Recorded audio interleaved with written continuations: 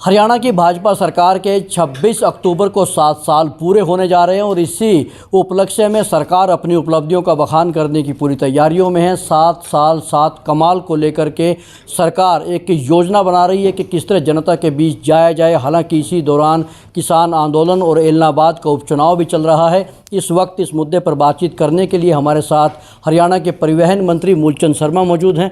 Sir, 7 साल पूरे होने जा रहे हैं, आपको लगता है कि 7 कमाल कोई किए हैं सरकार ने? 7 साल में या केंद्र की सरकार, प्रदेश की सरकार में ऐसे कमाल हुए जो हरियाणा में कभी इतिहास में हुए नहीं।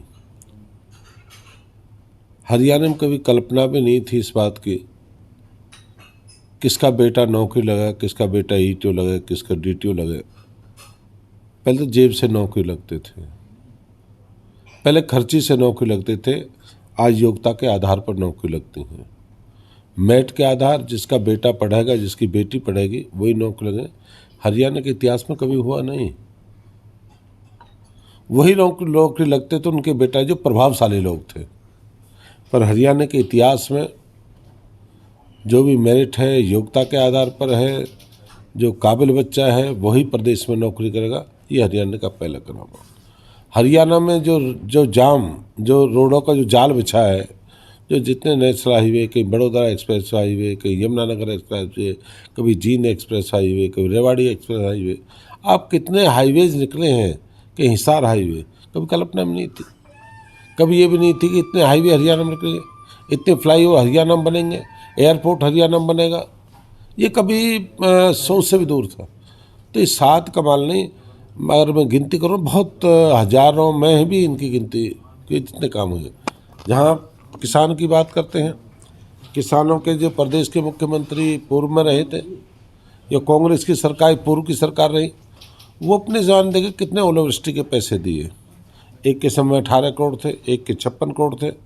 और हमारी सरकार में ओलावृष्टि के नाम से 2000 करोड़ दिए थे, सफ़ेद माखी के नाम से 1200 करोड़ रुपये दिए, और 100-200 करोड़ तो हर योजना में दिए।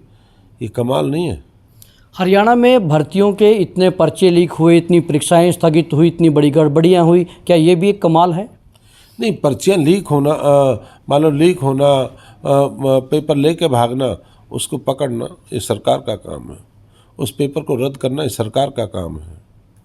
अगर कोई आदमी बहुत लंबे समय का बिगड़ा हुआ हरियाणा है, जहाँ गोरख धंधा, डॉक्टर बनाने का गोरख धंधा चलता था, जहाँ जेबीटी की डिग्रियाँ बिकती थी, जहाँ मेडिकल डॉक्टरों के बच्चों के सिलेक्शन उनकी बोली लगती थी, जहाँ मास्टरों की, चपरासी, तहसीलदार की, वहाँ पे सुधारने में समय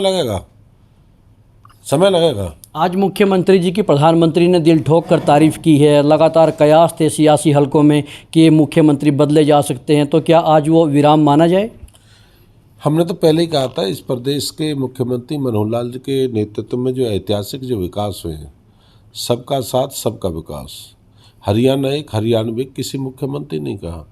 वो लोग इन तरह की बदलने की ना मैंने सुनी, ना मैंने किसी बात। वो लोग तो जिस तरह की चर्चा चलाते हैं जिन पर कोई काम नहीं है, चर्चा चलाना, तरह तरह की बात कहना। और मनोहर लाल जी के नेतृत्व में ऐतिहासिक विकास है। और प्रधानमंत्री जी, देश के प्रधानमंत्री जो उनकी तारीफ़ की है, वो तारीफ़ काबिल है। एलनाबाद उपचुनाव की पूरी एक सरगर्मियां तेज हैं। आपको क्या लगता है कि भाजपा एक पहले उपचुनाव हार चुकी है, दूसरा उपचुनाव हो रहा है, क्या साख इस बार कुछ बचेगी, कुछ बढ़ोतरी होगी? एलनाबाद का चुनाव चौधरी देवीलाल के परिवार की पैतृक सीट रही है। चाहे उसमें देवीलाल जी रहे, चाहे उनके रंजीत रहे, चौटाला रहे, परिवार के लोग रहे, अजय सिंह रहे, अभय सिंह रहे, और बहुत लंबे समय से इन्होंने चुनाव जीता है कांग्रेस के लोगों ने, परिवार। पर इस बार जो जीत होगी, जेजेपी और भारतीय जनता पार्टी की ऐतिहासिक जीत होगी, और गठबंधन की जीत होगी, और कल्पना से दूर होगी। लोग कभी कल्पना कहते हैं, एकदम ये मान लीजिए जीत होगी ना, एकदम धमाकेदार जीत होगी। तो इसीलिए आपने प्रत्याशी को इम्पोर्ट किया है? नहीं, प्रत्याशी इंपोर्ट करने वाले कांग्रेस ने कहाँ से लाए? वो भी इंपोर्ट कर लेंगे भाई। इंपोर्ट तो कांग्रेस वालों ने करा। और जो भारतीय जनता पार्टी पर विचारधारा है, जो देश की रीति और नीति और संस्कृति को विचार करेगा, वो भारतीय जनता पार्टी है। अगर किसी को ज्ञान आ जाए, कोई आदमी अपने विचार की लड़ाई है, सिद्धांत की लड़ाई। कुछ सिद्धांत से कहते हैं मेरे मन में ये सिद्धांत है, भारतीय जनता पार्टी देश के प्रति, आम आदमी 135 करोड़ लोगों के प्रति समर्पित, देश के प्रति। अगर उसके विचार बदलते आए ना, भारतीय जनता पार्टी कब मना करा है? अगर मान लो उनके विचार में, गोविंद कांडा जी परिवार में विचार आए हो, भारतीय जनता पार्टी के प्रत्याशी है।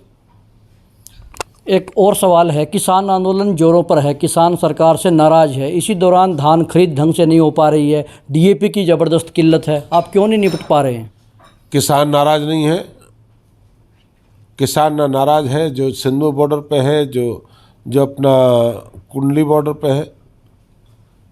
ये वो लोग हैं जिन्हें खेती से कोई लेना देना नहीं है और खेती की परिभाषा नहीं है, और इन लोगों को ये राजनीतिक दलों से लोग संबंधित रखते हैं। और इस तरह का उत्पात जो इन्होंने मचा रखा है बॉर्डरों पे, ये किस किसान है? किसान तो खेत और खलिहान में काम करता है, उनके बेटे सीमा पर रक्षा करते हैं, और किसान तो हम भी हैं। इनके आदमी मारना, सरेआम करना, आदि के रेप के कांड होना, कहीं मुद्दगुल पे मिट्टी का तेज छिड़क देना, इस तरह के, ये कहाँ का आंदोलन है? आपने कहा किसान खेत और खलिहान में है, खेत में ना तो खाद मिल रहा है, खलिहान से ना धान बिक रहा है। खाद की जितनी जरूरत है खाद समय मिलेगा। 15 जून तक बिजाई होती है पहली लौट, और 15 से लौट के फिर 20 नवंबर 15 नवंबर, 20 नवंबर, और एक फसल होती है 28 नवंबर तक। ये तो प्रचार प्रसार फैला रखा है, खाद नहीं मिलेगा, खाद नहीं मिलेगा। सारे लोग एक साथ ही मांगेंगे खाद, तो कैसे मिल पाएगा?